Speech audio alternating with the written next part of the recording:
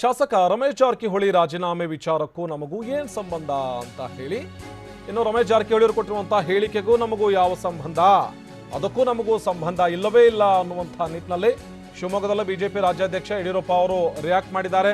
ಮೇ 23ಕ್ಕೆ ಎಲ್ಲವೂ ಕೂಡ ಸ್ಪಷ್ಟ ಆಗುತ್ತೆ.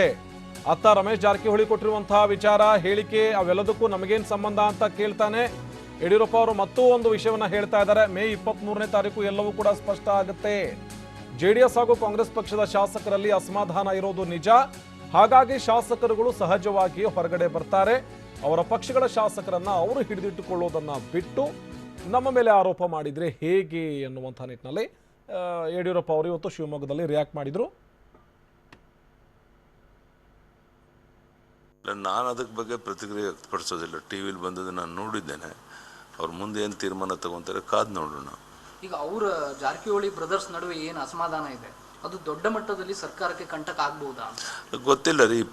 ಮೇ 23 ಆದಮೇಲೆ ರಿಸಲ್ಟ್ ಬಂದ ಮೇಲೆ ನಾವು 22 ಸೀಟ್ ಗೆದ್ದರೆ ಆಟೋಮೆಟಿಕ್ ಆಗಿ ಕಾಂಗ್ರೆಸ್ JDS ಕಚ್ಚಾಟ ಉಲ್ಬಣಗೊಳ್ಳುತ್ತೆ. ಇದರ ಪರಿಣಾಮ ಸರ್ಕಾರ ಉಳಿಯೋದು ಕಷ್ಟ ಆಗ್ಬೋದು ಅನ್ನೋಂಥ ವಾತಾವರಣ ಇದೆ ಇವತ್ತು.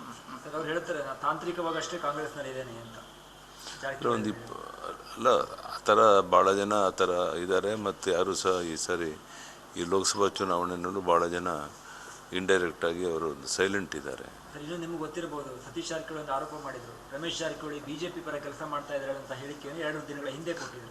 ಅಲ್ಲ, ಅದು ಇರ್ಬೋದು, ನಂಗೆ ಗೊತ್ತಿಲ್ಲ. ಅವ್ರು ಯಾರು ಪರ್ವ ಮಾಡ್ತಾ ಇದ್ದಾರೆ ನಂಗೆ ಗೊತ್ತಿಲ್ಲ. ಒಟ್ಟಿನಲ್ಲಿ ಅವರು ಕಾಂಗ್ರೆಸ್ನಲ್ಲಿ ಅಸಮಾಧಾನದಲ್ಲಿದ್ದಾರೆ ಅನ್ನೋದು ಅಷ್ಟು ಮಾತ್ರ ನನಗೆ ಗೊತ್ತಿಲ್ಲ. ಅಲ್ಲದೆ ನಾನು ಹೇಳ್ತಿರೋದು, ಸುಮ್ಮನೆ ಅವರೇನೇ ಕಲ್ಪನೆ ಮಾಡಿಕೊಂಡು ನಾವೇನೋ ಈ ಸರ್ಕಾರ ಬೀಳಿಸೋಕೆ ಹೊರಟಿದ್ದೇವೆ ಅಂತ ಅನ್ನೋದಕ್ಕೆ ಬದಲಾಗಿ ಅವರ ಕಾಂಗ್ರೆಸ್ JDSನವ್ರನ್ನ ಗಟ್ಟಿಯಾಗಿ ಹಿಡಿದಿಟ್ಕೊಂಡು ಒಳ್ಳೆ ಆಡಳಿತವನ್ನು ಕೊಡಲಿ, ಯಾರು ಬೇಡ ಅಂತ ಹೇಳಿದರೆ. ಅದ್ರ ಬಿಟ್ಟು ನನ್ನ ಮೇಲೆ ಆರೋಪ ಮಾಡ್ತಾರೆ. ಕಾಂಗ್ರೆಸ್ JDS ಶಾಸಕರನ್ನು ಗಟ್ಟಿಯಾಗಿ ಇಟ್ಕೊಳ್ಳೋ ಜವಾಬ್ದಾರಿ ಅವ್ರದ್ದು ನಂದು.